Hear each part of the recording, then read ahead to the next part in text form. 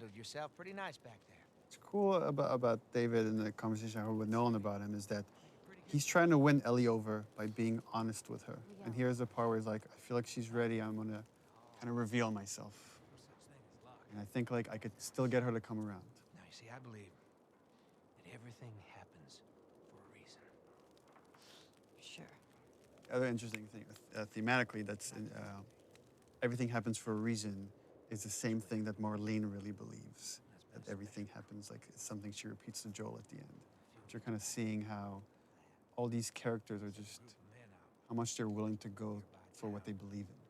When you talked about like being surprised by your own writing, was that a moment like that, or was that something that you had intentionally done to where those characters were going to? No, I think it's just something you think about, and there's a theme that just kind of sticks around in the project, and then characters end up talking about that stuff because you're thinking about it all the time. Traveling with a little girl. You see, everything happens for a reason. Again, another one of those moments where you think Ellie's got control. Don't get upset. It's not your fault. Yeah, and then James there. I'm just a kid. I love that. James with a gun. No way, David. I'm not gonna let her go. It was such a small role, but I really like what Ruben added there. And that the dynamics between James and David, how there's conflict between these two characters, but there's still respect, and he's still listening to David, even though he's questioning his leadership right there. You know, that's not your concern. Part of me, the way I read that was every time James looked at David, it was like, who the fuck are you right now? What are you doing? Yeah. Like, he was putting on a show and he saw it. Oh, thanks. To me, it's interesting how David almost treats Ellie like quarry. Like, you know, you're a sport. Yeah. Again, Ellie having this kind of bullshit detector, you see her scared here because I think she realizes there's something really wrong with these guys. I don't know what. I just need to get away.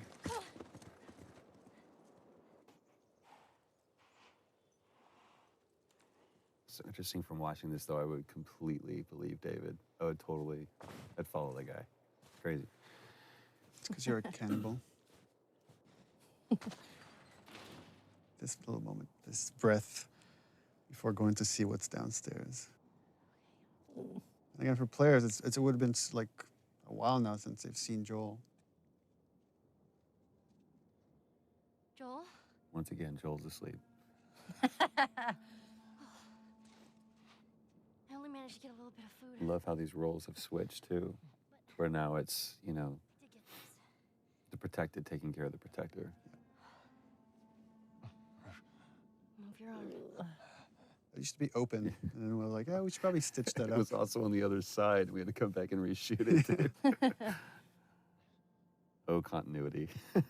Actually, this one, I remember we shot this one again because this is going Naughty Dog method. Everybody can like say the 2 cents. Amy Puckett, one of our coordinators, said, where's Ellie's backpack? And we shot it without thinking about Ellie's backpack. And it was like, oh, we should bring it back in and use it as a pillow. It's like such a cool little touch. You're gonna make it. Yeah, those shivering things was pretty cool. Yeah. The towel thing, right? He was able to Let's do see, that. you did that. Well, yeah, I mean, but it's still obviously he animated it, but. a great moment of them falling asleep next to each other, too. Again, her watching over him.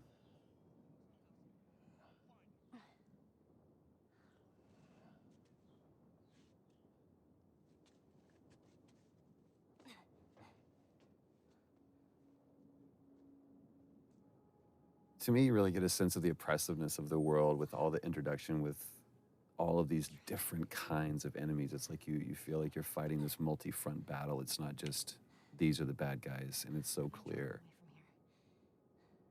I'll come back for you. Yeah, and just how much Ellie's now willing to put herself on the line to just get them away from Joel.